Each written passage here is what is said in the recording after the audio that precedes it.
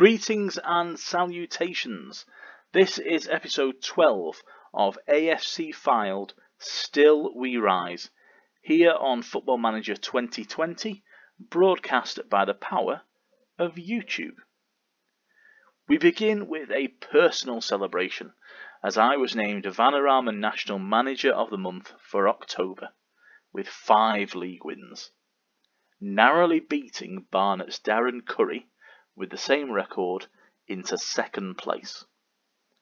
I'm no expert, but I would suggest that the impressive win we saw in episode 11 over Stockport County at Edgeley Park tipped the scales in my favour, and as well it should have. Today's episode features our FA Cup first round tie at Stalybridge, but beforehand we have the small matter of the second round draw. This is because our game was moved back for TV. The BBC obviously wanting to showcase the big boys in the first round. That would be us. I've probably been invited on to make the draw myself alongside the Stalybridge manager, or maybe a past FA Cup winner like Alex Scott or Frank Lampard. Dan Walker is presenting, the one show's been postponed for the moment. This metaphor is getting away from me somewhat, so we shall move on to the draw itself. There are 51 teams in the hat, due to replays and games still to be played from the first round. The Championship and Premiership sides are not with us yet. They join in, I believe, from the third round. So we could draw the likes of Ipswich or Bolton. I'm hoping for either to make life easy for ourselves. A very lower league side, somebody like Stalybridge or Gloucester City. Sorry, we can't have Stalybridge, we're playing Stalybridge. Gloucester City. Or Bolton, Blackpool, perhaps. Somebody of that ilk, a big local game that we can get up for. Let's have a look at the draw. We're going to go automatic because we got pulled out quite early in the last draw for the first round. Well, Blackpool has gone straight away. We are not getting those. That's a shame. They're all League One clubs at home. That's not a good sign. Salford play Swindon. We'd have had Salford in a replay of the playoff final from last season. Cambridge have got Ipswich. Billericay or Cheltenham welcome Grimsby. Colchester are at home against Walsall. Portsmouth will play Wealdstone. I'd have been happy with those. Tranmere or Yeovil play Stockport or Port Vale. Lots of teams with league pedigree there. We've still not come out yet. And there we are. We are going to play Gloucester. Should we get through our game today against Stalybridge, that is a great opportunity for us to make it in to the third round. There are just 10 teams left to draw. Let's see the rest of the draw. Rochdale will play Solihull Moors or Bolton, depending on who gets through there. Boreham would have got Scunthorpe or Burton even. Barrow against Forest Green. Forest Green only recently in the last couple of seasons promoted up to the Football League, and Barrow, of course, both here in the game and in real life, very much in the promotion picture. So we will indeed play Gloucester should we make it through. Gloucester are 7th in the National League North. See, they're doing a little bit better than Alfreton was. Alfreton, of course, still bottom. But Gloucester, that's a great chance for us to then hopefully get a big side. Imagine playing the likes of Manchester United or Liverpool at Mill Farm.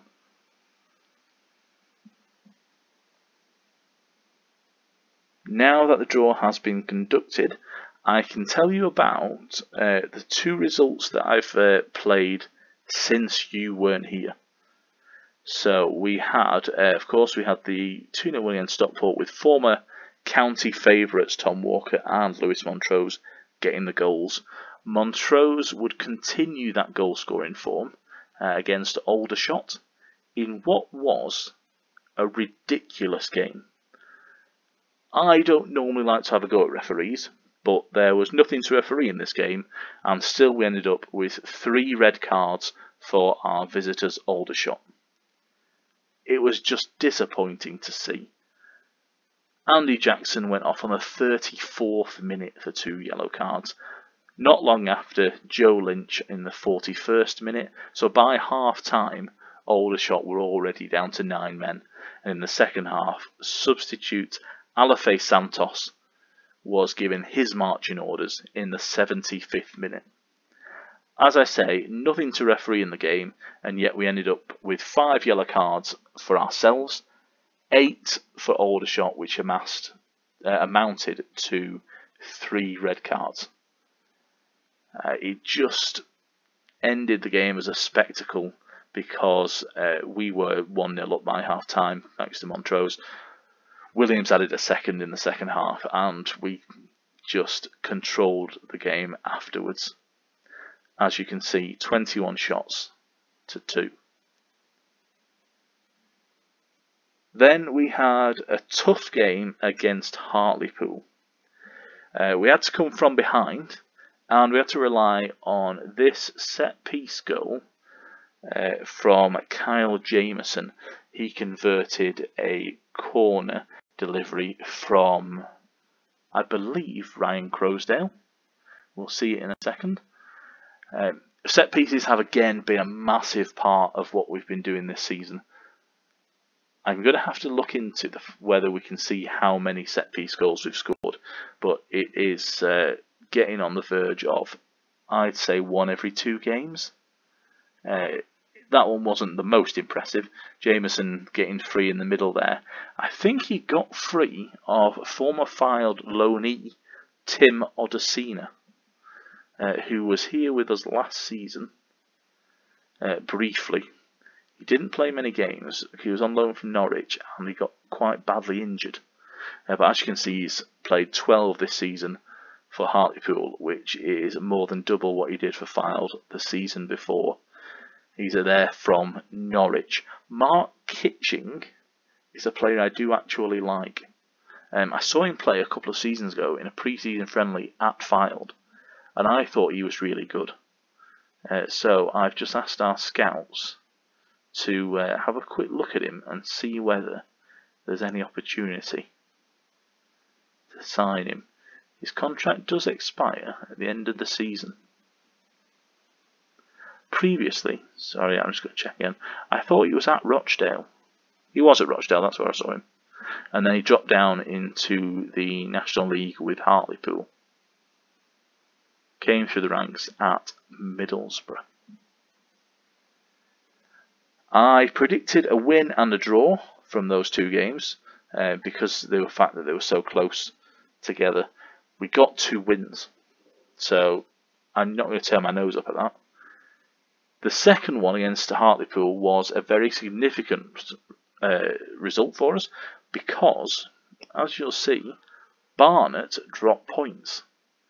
Barnet have been level pegging with us at the top of the league for some time now, but they suffered defeat at Chesterfield, and more pertinent, they had 2 players sent off early in the second half.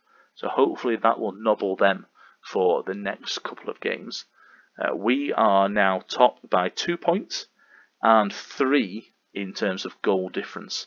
We've scored 10 more goals than them, but we have conceded 7 more as well. Boreham Wood remain rooted to the foot of the National League. They are now 5 points shy of FC Halifax. In terms of tactics and team selection for today's game against Stalybridge, I've learnt my lesson somewhat by what previously happened against Alfreton when we pretty much rotated everybody. There's been minimal rotation really, and certainly I'm just going to do some last minute changes. because we've got Crowsdale starting. He's going to have a go with Montrose. We don't normally play both. We play one of them. And I'm going to give Tom Walker a rest for Nick Horton. We have to put 2 more on the bench because it's the FA Cup. So both Walker and Russell Knowles, who's still not brilliantly match fit, on the bench. I hope to give him some minutes. The intention for today is for Proctor to bang a few in, to be honest. I mean, that would be ideal. We're the only tie playing. It's away at Bowerfold. I would have played Kurt Willoughby and Andy Kellett in the team. Unfortunately, both picked up injuries in a recent under-23 game. That meant that they just weren't going to be part of the squad at all.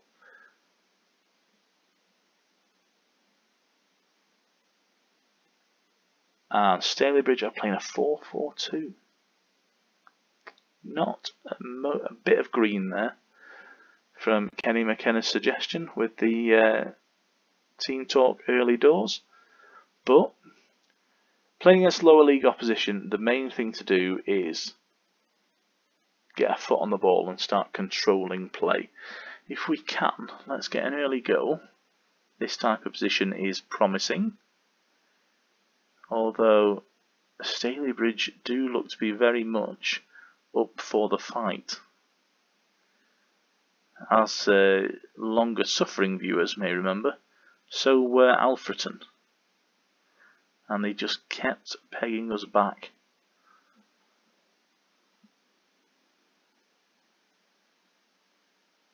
Not coming to anything there. For anybody interested in what is happening in the real life National League, Fylde's relegation looks fairly certain now. There's a lot of talk of the Step 2 playoffs taking place, even being televised, potentially, with BT. The only issue that I can see giving a glimmer of hope is the cost to the testing required, which is part of the government mandate for any elite sports taking place.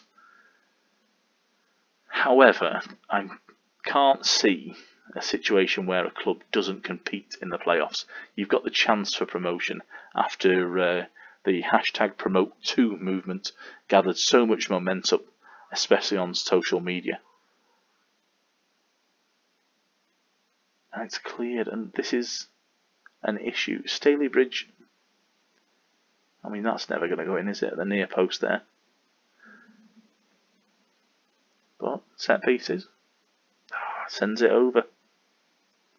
A fingertip save. As I was saying, the big cost for Step 2 clubs is the testing. And there's Nick Horton with the opening goal. So, testing costs.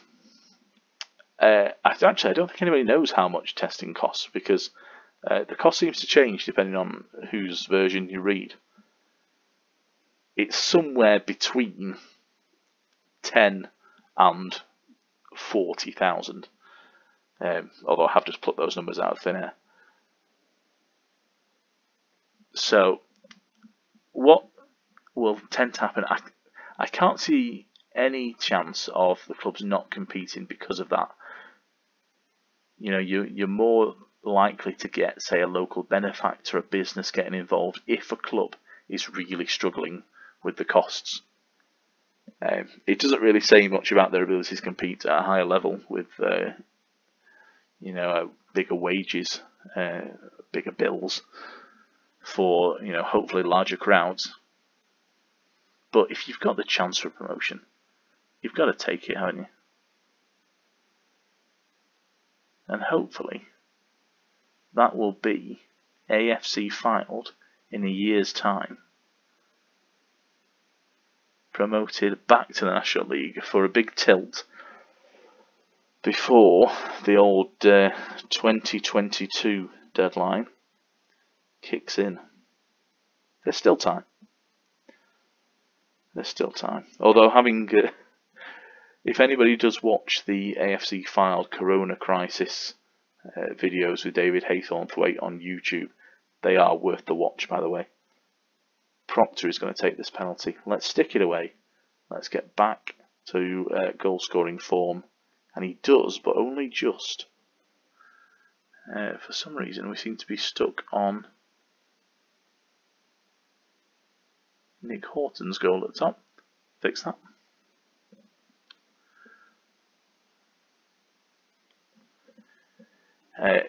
Chairman David Haythornthwaite, talking in his YouTube series, just he didn't really address relegation, which I suppose I think he just said that he was quite despondent when the vote outcome came,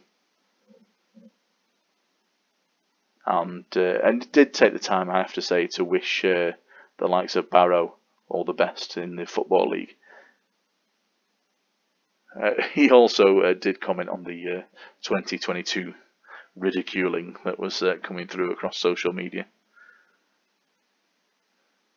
But as he said, 15 years ago, people were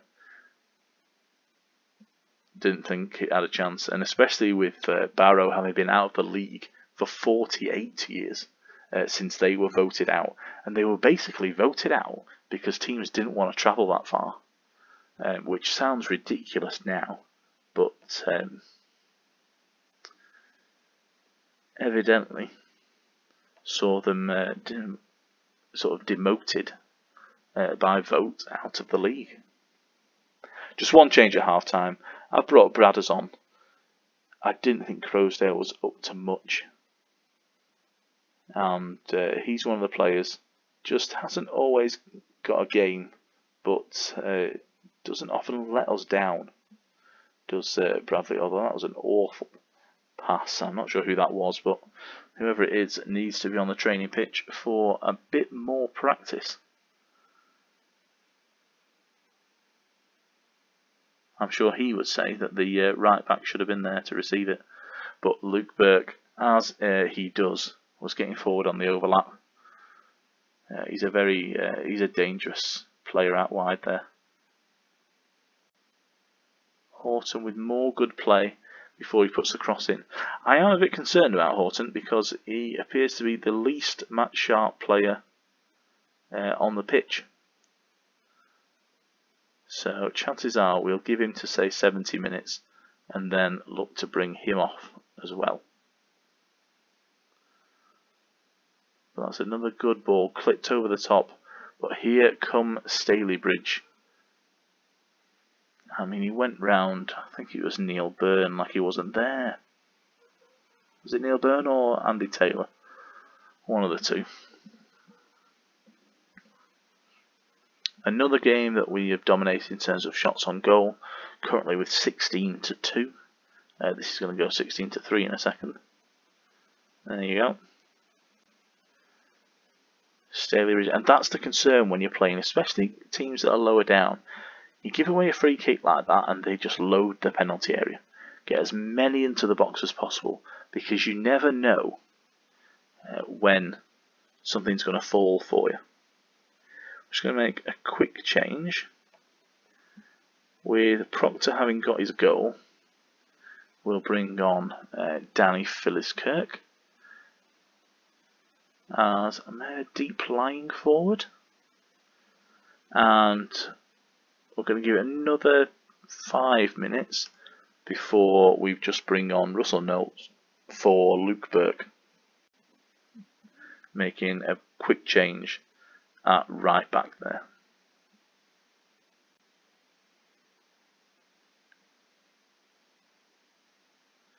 We'll do it following this corner.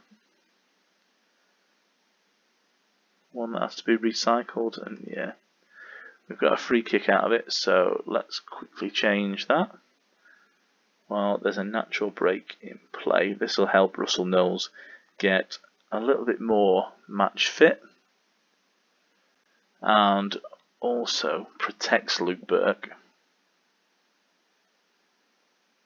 from picking up a booking or a knock late on, as he's our sort of only real senior right back. We've seen in recent games that the likes of Alex Whitmore can cover out there, but it's not his natural game. And after a few appearances there, you get the feeling that the AI will work him out and play to his lack of strengths as a fullback. We've entered the last 10 minutes, and I think it's time to shut things down. We're not messing about anymore. We're going to drop Horton in beside Lewis Montrose. She's not entirely comfortable at. He's not entirely comfortable at any positions there, is he? Pradis is a little bit more suitable. Yeah, he can stay as a defensive midfielder. We're just going to change our mentality to a more defensive. All this attacking approach, intent, not needed. Tempo low, time wasting as much as possible. Dribble less, be more disciplined. We're going to drop the defence back a bit, drop them into what is actually the standard line, and we'll not use the offside trap. Defensive width is narrow, that's fine. So this may make the game a little bit less of a spectacle, especially for the 1,310 supporters in attendance at Bowerfold, but I just want to come out of this with the win, because then we've got Gloucester in the next round, and that's entirely winnable. We win that, and it could be one of the Premier League sides. Fylde have got quite a pedigree in recent seasons in the FA Cup, playing Wigan season before last. Is that what you call it? Season before last? Yeah. And then last season, of course, Sheffield United away at Bramall Lane, which was a huge game for the club, and we even got a goal there, which is more than Aston Villa did on Wednesday against Sheffield United. So it's a 2-0 win, fairly secure, and yes, we did indeed turn it into a bit of a non-factor in the remaining 10 minutes there. In terms of fixtures, the other ties will be replayed starting on the 19th of November. And the second round takes place the end of November. I'm assuming that there was quite a hefty windfall from that one. £36,000. I would imagine that our owner David Haythornthwaite is quite pleased to see 36 grand drop into his bank account this morning. Much like it always goes like this, where you start off quite high finances and then sort of work your way down. So that 36,000 has helped us just arrest the slide a little bit. In terms of this season, we're losing money, but there's some profit coming in. Expenditure, as you can see for the pattern, a lot higher than our income streams, especially down here in July when there's not really much going on. There will be something different for episode 13. We're not going to play a game. Do look for that tomorrow, either on Twitter at CharlieTangoFM or here on YouTube. I will explain why it's a little bit different in that episode as well. Do indeed like, share, subscribe, do all the things that promote the videos here on YouTube. The more that can see them and maybe offer some constructive criticism, advice, anything like that, it is all extremely welcome. So thank you for your time, and I will see you very soon.